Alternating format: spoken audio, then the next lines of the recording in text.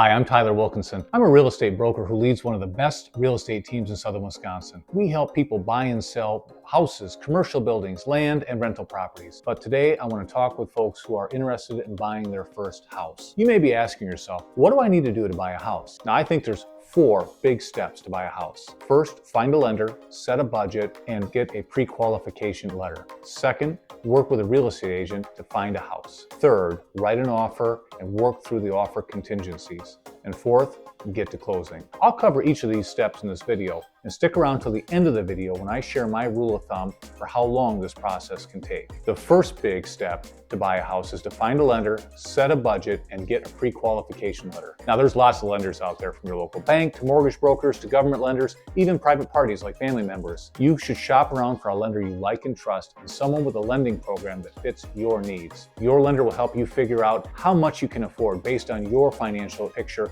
and your income. They'll help you set a budget for the upfront costs and the monthly expenses going forward. We'll do a deeper dive into what to expect and how much it costs to buy a house in a different video. Now, after you submit an application showing how much you make, your lender may give you a pre-qualification letter. All this letter says is that this lender believes that you have enough income to pay X dollars for a certain house. It's not a guarantee that they'll give you the money, but it tells real estate agents and home sellers that you've done your homework. The second big step is to work with a real estate agent to look at houses. Now, my wife and I looked at over 40 houses before we bought our first house, and I wish I would have worked with a real estate agent, because a good agent helps you figure out what you actually want and need rather than you learning on your own. Now, a good real estate agent helps you figure out what type of house you can buy on your budget. I work with my clients to figure out the features they actually need, like location, commute time, number of bedrooms, etc., that fits their budget. This means less wasted time and a more focused search. Now, a good real estate agent also goes to showings and can point out potential issues with a house. I've seen the good, the bad, and the ugly, and can help steer you away from problem houses. Once you've found a house that fits your needs and your budget, we get to the third step, which is to write an offer and work through contingencies. Now, an offer to purchase is a contract where you agree to pay X dollars for a certain house by a certain date. Offer to purchase also includes contingencies. You may have heard of an inspection or a financing contingency. Well, a contingency is a way out of a purchase contract if something isn't what we expected. There are 4 typical contingencies. First, an inspection contingency, where you have the house inspected to make sure there's nothing unexpected for you to deal with. Second, an appraisal contingency, so you make sure that the house is worth what you're willing to pay for it. Third, a clean title contingency,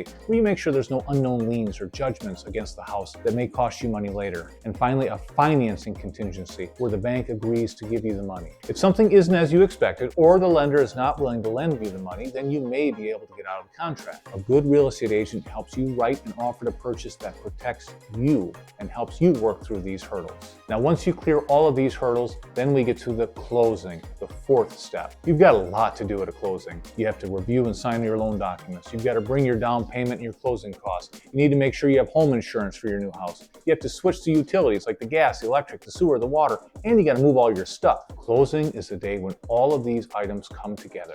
And if you're successful, you walk away with the keys to your new house. Now, my rule of thumb is it typically takes between 45 days between accepted offer and closing day. Knowing that you need between 30 and 60 days will help you plan when to end your lease, when to schedule your closing date, and when to schedule and plan to move. What do you need to do to buy a house? A lot. And that's why the smartest thing you can do is find a great real estate agent to help you. Our team is really good, and we're ready to help you find your new home. Check out our website or give us a call and come meet one of our agents. And check out more of my videos to learn more about buying and selling real estate. This is Tyler Wilkinson. See you next time.